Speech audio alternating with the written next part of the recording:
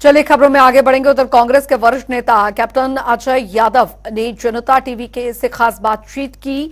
हमारे संवाददाता स्पर्श शर्मा ने खास बातचीत की है। क्या कुछ इस खास और एक्सक्लूसिव बातचीत में रहा, कई सवालों पर उन्होंने बातचीत की। चुनाव में हार की समीक्षा भी करेगी पार्टी, इस बात का भी जिक्र किया। और क्या कुछ बातचीत हुई वो आप सुनिए। कांग्रेस के ओबीसी डिपार्टमेंट के चेयरमैन कैप्टन अजय यादव जी हमारे साथ बात करने के लिए मौजूद हैं। सर, जिस तरीके के नतीजे निकलकर सामने आए, 4 राज्यों की बात की जाए, फिर 5 राज्यों की भी बात की जाए, तो 3 में जो है भारतीय जनता पार्टी जीतती हुई नजर आई। कांग्रेस के 5 कुछ राज्य थे, वहां पर भी जो है भारतीय जनता पार्टी जीतती हुई नजर आई है। किस तरीके से देख रहे हैं आप? बहुत उम्मीद थी हमें, लेकिन वहां पर अच्छी फाइट दी है पार्टी ने। कांग्रेस पार्टी के कार्यकर्ताओं ने बहुत ही 70 से कम सीट है हमारी, 69 सीट्स वो हमने दी है। और छत्तीसगढ़ में हम थोड़े से ज़्यादा इस बात के लिए हमें उम्मीद थी कि वह सरकार पुनः बनेगी हमारी, लेकिन वो नहीं हो पाया। जो उसकी मैं समझता हूँ समीक्षा पार्टी करेगी और क्या कारण है। जहाँ तक मध्य प्रदेश का सवाल है, मैं समझता हूँ कि जो माइक्रो मिसमैनेजमेंट रहा है, लोग चाहते थे कि वो कांग्रेस को वोट डाले, और कुछ जो है जो टिकट जो वितरण हुआ उसमें सर्वे के मुताबिक हुआ या नहीं हुआ, उसकी तो ये जांच का विषय है। और ओबीसी को जो जितने टिकट देने चाहिए थे उतने टिकट नहीं दिए गए। तो मैं समझता हूँ कि इस पूरे तीनों स्टेटों में हम क्यों आ रहे हैं, इसकी समीक्षा हाईकमांड को करनी चाहिए। स्क्रीनिंग कमेटी भी थी, उसके बाद जो है ऑब्जर्वर भी भेजे गए थे तीनों स्टेट्स में। और तेलंगाना तो जो है मैं समझता हूँ कि अभूतपूर्व जीत हमने हासिल की है, और मैं समझता हूँ इसका एक अच्छा संदेश भी गया है। लेकिन जो हमारी नॉर्दर्न बेल्ट है, उसमें जो हमें सेटबैक हुआ है, राहुल गांधी जी की और प्रियंका जी और मल्लिकार्जुन खड़गे जी ने बहुत मेहनत की थी, यात्रा भी की उन्होंने, भारत जोड़ो यात्रा। लेकिन मैं समझता हूँ कुछ लोगों ने अपने निजी स्वार्थ की वजह से पार्टी को नुकसान हुआ है। सर, तमाम मसले थे, जिसमें हम बात की जाए, जातिगत जनगणना की बात की जाए, ओबीसी आरक्षण देने की बात की जाए, या फिर जो गारंटीज कांग्रेस की तरफ से देने की बात की गई थी, इन तमाम चीजों के बावजूद जो है जनता कांग्रेस के साथ जो है नहीं नजर आ रही है। आने वाले समय में 2024 में लोकसभा चुनाव भी देखने को मिलते नजर आएंगे। पूरा सिनेरियो किस तरीके से देख रहे हैं? देखो, जातीय जनगणना का मतलब ये नहीं है कि केवल ओबीसी की जनगणना होगी। इसमें जो स्वर्ण जाति के लोग हैं उनका भी सर्वे होगा। जो पिछड़ा वर्ग के हैं, चाहे शेड्यूल्ड कास्ट है, शेड्यूल्ड ट्राइब है, माइनॉरिटी है, उनका राजनीतिक स्टेटस क्या है, उनका जो है सामाजिक, आर्थिक, शैक्षणिक। तो मैं समझता हूँ कहीं ना कहीं जो हमारे जो नेता हैं स्टेट लेवल पे उसको सही तरीके से समझा नहीं पाया लोगों को, और मोदी जी ने उसको जोड़ दिया कि भी समाज को बांटने की बात है। समाज से बटेगा नहीं, बल्कि जो स्वर्ण जाति के लोग भी हैं, जो बहुत गरीब आदमी है, उनको भी लाभ पहुंचेगा। जो पिछड़ा वर्ग में लोग में जो गरीब आदमी है उसको भी लाभ पहुंचेगा। जो शेड्यूल ट्राइब के अंदर जो बहुत ही अति पिछड़ा है उनको फायदा मिलेगा, क्योंकि कम से कम 300 जातियां तो आपके ओबीसी के अंदर हैं। ऐसे ही सब कास्ट आपके शेड्यूल्ड कास्ट में भी हैं, और अपर कास्ट में भी जो है सब कास्ट हैं। जो ये थोड़ी ना कि सब अमीर हैं। तो ये जो पूरा जो एक्सरे आया था सोसाइटी का,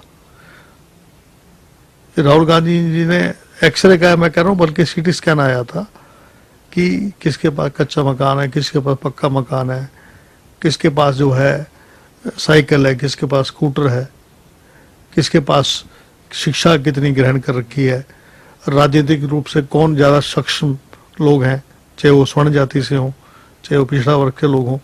तो इससे जो है उसको जो है मोदी जी ने उसको लोगों में भ्रम फैलाने की बात करी है। उन्होंने सर ये कह दिया कि मेरे लिए तो सिर्फ 4 ही जाति हैं, चाहे महिलाओं की बात की जाए, किसानों की बात की जाए, युवाओं की बात की जाए।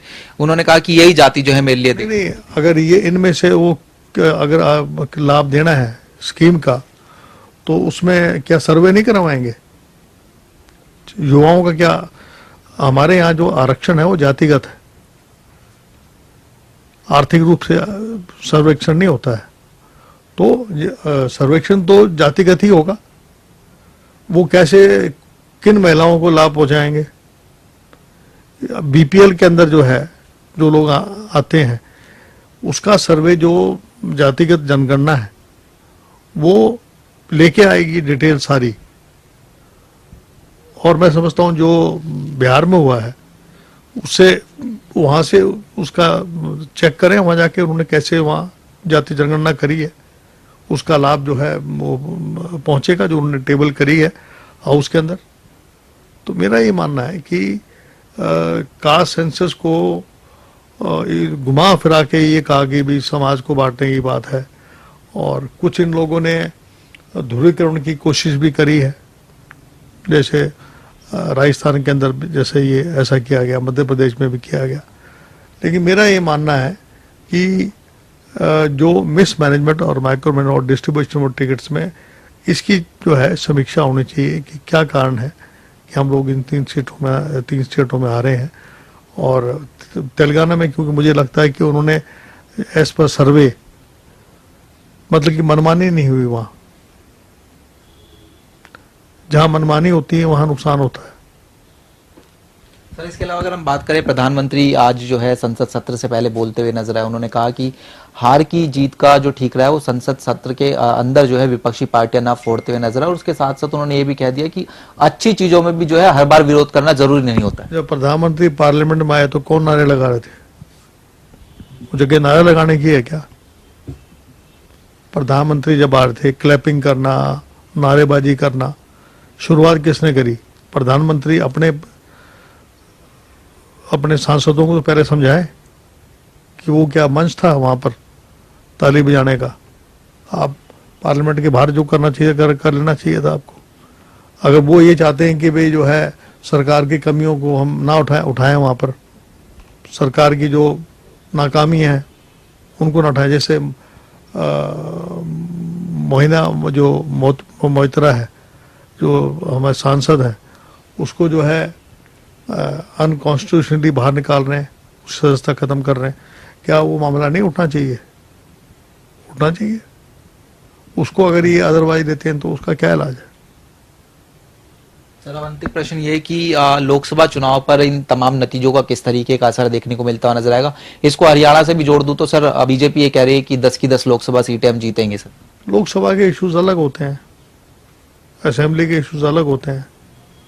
मुझे लगता नहीं है इसका कोई असर कोई लोकसभा के चुनाव पे पड़ेगा। अभी तो हमारा जो इंडिया अलायंस है उसकी 6 तारीख को मीटिंग है, उसके बाद फैसला लेंगे। क्या फैसला लेते हैं उसके बाद ही कुछ होगा। इस बार मुझे उम्मीद है कि मिलके अगर हम लड़ेंगे, मैं समझता हूँ कि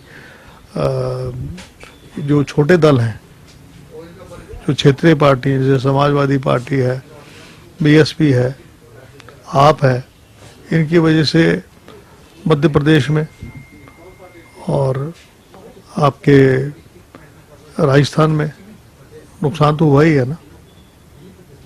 तो शुक्रिया सर। तो ये ओबीसी डिपार्टमेंट के चेयरमैन कैप्टन अजय यादव जी थे, जनता टीवी से तमाम मसलों को लेकर खास बातचीत कर रहे थे। कैमरामैन संजय के साथ स्पर्श शर्मा, जनता टीवी, दिल्ली।